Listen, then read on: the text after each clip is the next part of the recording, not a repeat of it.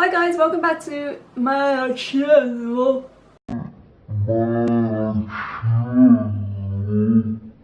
So when I wore this quad the other day, I did notice that this quad, when I noticed this quad,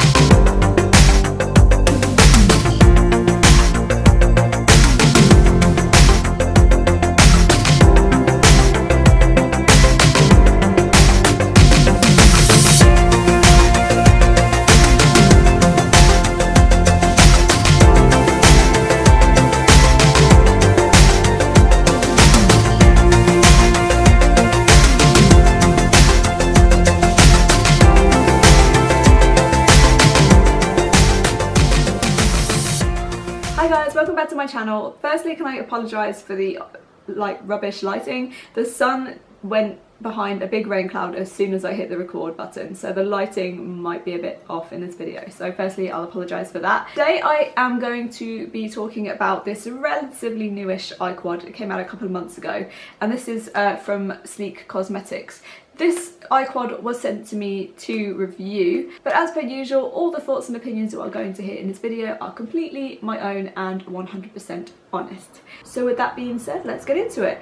We have here this, so the eye quad that I was sent is called Medusa's Kiss. They do have a couple of other eye quads I noticed on the site. I can't remember what they were called, but there's like a neutral brown eye quad, and then there's one with all sorts of really nice blue shades. This is more of like a monochrome style eye quad, which you'll see once I open it up. But firstly, we're going to talk about the packaging. So packaging wise, it's the usual sleek packaging that we all know and love. It's that black on black packaging. So you've got the matte black plastic case, and then the glossy black logo there in the middle.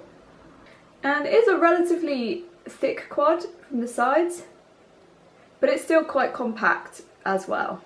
So I'm just going to read the little blurb that it has on the back of the quad here. So it says it's an eyeshadow and eyeliner eye quad, and it's in the colour 331 Medusa's Kiss, and it claims to accentuate, illuminate, define and line. The easy to use palette of intense colours blends together smoothly to create perfectly unique eye looks. And it also has the names of the shades on the back here, which is really, really useful. Honestly, I can't remember if this came with one of those plastic slips or not. I really honestly can't remember. If it has, I've lost it like I always do, which is why I hate those plastic slips. But it is really handy to have the names of the shades on the back of this palette. You do have a really nice sized little mirror here, and it does stand alone as well, as it's on hinges, which is good because nobody likes those floppy mirrors that you can't do anything with. So this actually does stand alone, which is really handy and useful. And then you are greeted by the 4 shades in the palette, and we are just going to go through these one by one. Now firstly, I do want to apologise about how messy this little quad looks, but it is actually one of the things I need to bring up and that I do want to talk about. What you will find with this quad is you have 3 powder eyeshadows here, and then you have a gel liner in this bottom left hand corner here. So I'm going to go through each of these products. I'm going to tell you their names and swatch them for you, just talk a little bit more about them, give you my opinion. The first eyeshadow that I want to talk to you about is this one here called Poseidon. And this is a very dark slate grey matte colour. Let me just swatch it for you. So that there is Poseidon. I'm not sure if I'm saying that right, but it is just a really nice creamy matte formula. It doesn't have a huge amount of kick up, which surprised me because usually with sleek shadows I do find that because they're quite soft, they can be quite powdery, so they can also be quite messy. But I didn't really notice any kick up or fallout when applying this, and it is what I'm wearing with outer corners today. And it is just a really nice deep dark matte shade. So it's a nice alternative to black as well if you don't want to go too intense with your outer corner. So the next shadow I want to talk to you about is called Athena. It's a really interesting texture, and this is the shadow that I have a couple of issues with. When I read about these eye quads, I did notice that they said that there were 3 powder eyeshadows, but this almost feels like a cream to me. It's a really strange formula. One of the things I did notice about this shadow is if you go to apply this with something like this, a flat shading brush, the product really starts to ball up into really large glittery chunks, because it does feel really creamy rather than like a powder formula. So I don't know if it has like a lot of oil in it or something. And of course that then brings me on to my second problem with this eyeshadow. Once you start dipping your brush into this and the product does ball up, it ends up going into your gel liner.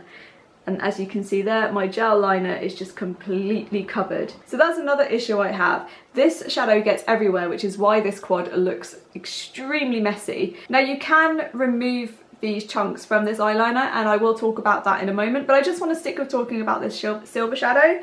So this shadow in particular looks much better when you've swatched it than it does on your eye. It just looks like a really super metallic, almost like a foiled silver colour. I found the best way to apply this, surprisingly, is with the sponge tip applicator that comes with it. I don't usually like sponge tip applicators, I don't really find them useful for anything, but because of the formula of this eyeshadow, because it does feel very creamy, and if you do want to get the most out of it, I would definitely say that a sponge tip applicator is the best way to apply it. Because I found with anything like a brush like this, like a flat shader brush, it didn't seem to pick up the products very well, and nothing was really transferring onto my eyelids. So Athena is the shade that I've got on my eyelids at the moment. Now, my third problem with this shadow is that it's actually not very pigmented. Once you apply this to your eyelids, whether you do it with a finger or a sponge tip applicator, it still takes time to build up that colour, to get that intensity. So you actually end up just transferring the glitter particles onto your lids more so than the silver shadow that you see in there itself.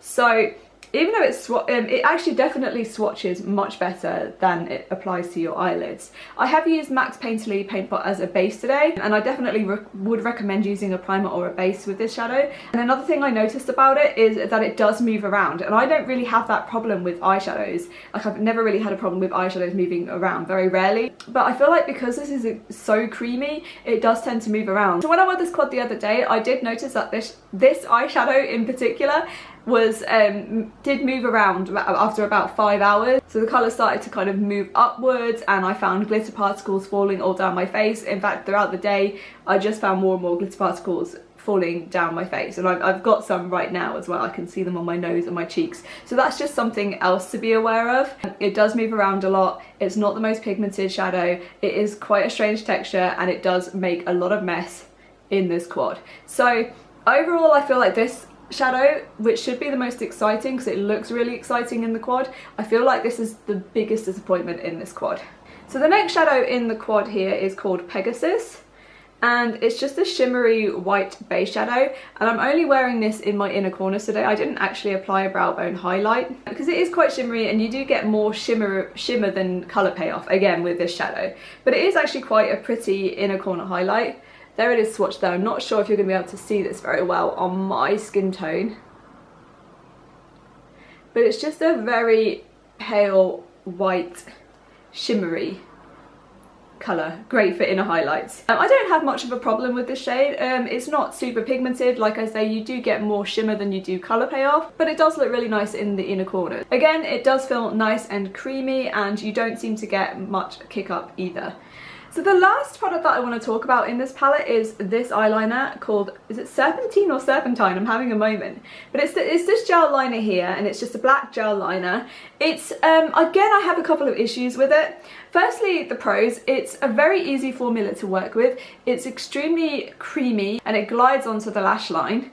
After about 5 hours, this really started to fade on me, so it's not very black to start with, and I do tend to like very black gel liners. Then after about 5 hours, it just looks like a kind of dark grey faded liner. And the problem with the consistency and the formula of this, and I don't know if it's maybe because it has a higher oil content because it's not in an airtight container, this does move around quite a bit. I mean, already I've only just really applied this makeup about 20 minutes ago, and I'm noticing it's starting to fade, and a part of my wing is missing here.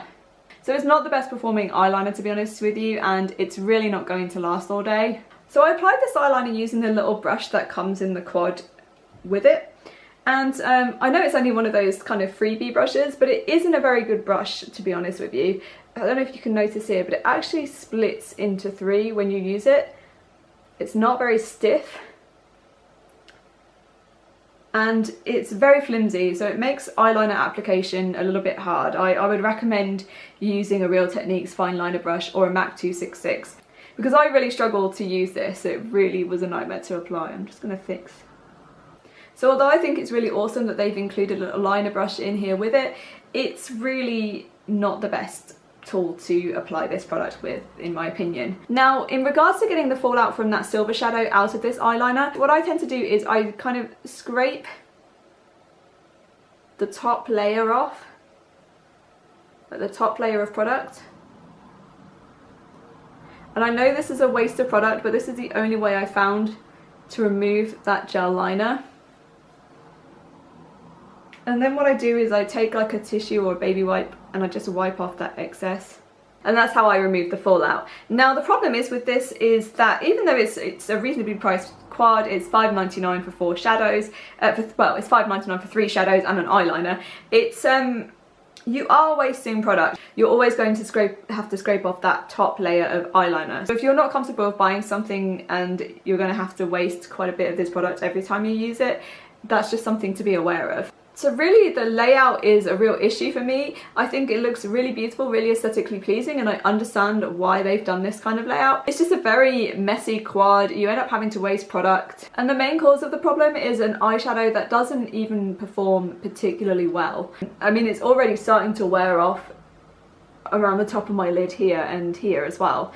So to be honest with you, as much as I love Sleek and as much as I love their eyeshadow palettes, and I think they've got some of the best eyeshadow palettes for a drugstore company, this quad to me is a bit of a letdown. I mean, you can create some pretty looks with it, but they don't last very long. You're not getting much pigmentation or colour payoff. The eyeliner doesn't ever dry down, so it's going to move and smudge throughout the day. To be honest, it's just an extremely messy quad to work with. So personally, I would feel uneasy recommending this product to you because I feel like the negatives far outweigh the positives for me. But the only thing I would recommend is that Sleek are in Superdrug, they are in Boots, so if they have these eye quads, go ahead, swatch them for yourself, see how you feel about the consistency, see how you feel about the mess, whether it's something that's going to bother you. It might not bother you as much as it does me, but I will say that Sleek have far better products than this in their collection. So go and check out some of their other eyeshadow palettes. They're $7.99, so it's just a couple of pounds more. But to be honest, I'm a little bit underwhelmed by this quad here. I'm not sure if the other quads perform any better, and I understand why they have included an eyeliner in here. They wanted this to be one of those quads that you can throw in your bag, you can take around with you, it's makeup on the go. But I always have a problem with cream products being included in a palette with powder products, especially with this kind of layout when the cream product is underneath a particularly messy powder product. It's going to get messy, it's just going to get ruined, and you are going to end up constantly wasting that top layer, like I said. So overall, this didn't particularly work brilliantly for me. The best performing shadow is this one here, Poseidon, that charcoal grey colour I've been talking about, but the other shadows and the eyeliner are unfortunately a little bit underwhelming for me. So that's my overall thoughts on this Sleek quad. If you've tried this quad at all or any of the other quads in the collection, then please let me know your thoughts on them. And if you found this video in any way helpful, useful, interesting, please don't forget to thumbs up and subscribe, and I shall see you in my next video. Bye bye.